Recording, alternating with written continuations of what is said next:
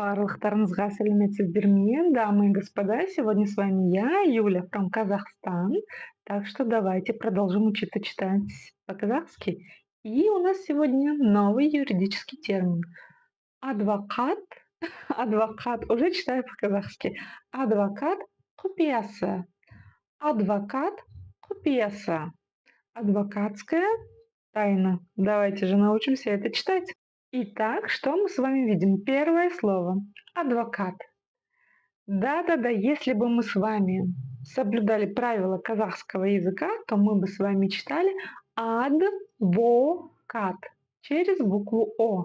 Но так как это слово заимствовано из русского языка в казахский, мы читаем его именно как оно звучит в русском языке. Адвокат через букву А. Вот такие дела.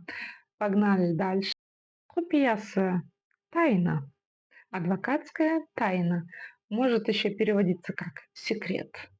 Но в данном контексте в юридических терминах переводится именно как тайна. Давайте научимся это читать. И что мы видим? Мы видим с вами букву К с хвостиком. Чтобы ее прочитать, нужно откашляться через обычную букву К.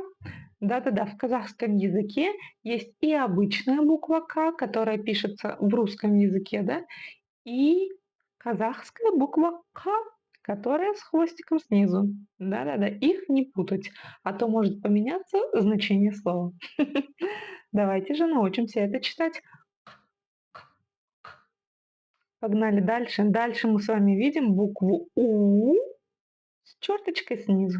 Как ее научиться читать? Очень-очень просто. Это краткая версия буквы, кто уже узнал? Буквы О. Буквы О обыкновенные, как в имени Ольга. Просто произносится данная буква очень и очень кратко. О, О, О. А теперь соединяем букву К и букву О. Х, х, х, х. Получается? Думаю, у вас с легкостью все получается. Едем дальше. Пия. Пия. Ничего сложного нет? Ничего, да? Соединяемся вместе. Купия. Купия. Купия. Ударение на я. И дальше у нас окончание с. С.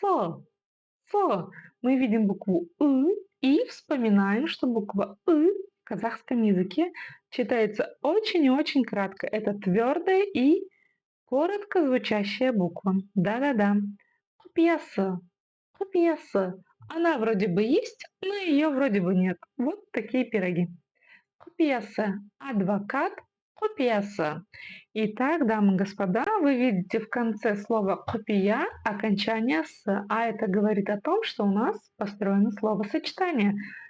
И в слове адвокат должно быть, конечно же, окончание родительного падежа. Так что, когда будете изучать грамматику, вы все узнаете. Вот так. Увидимся с вами в следующий раз.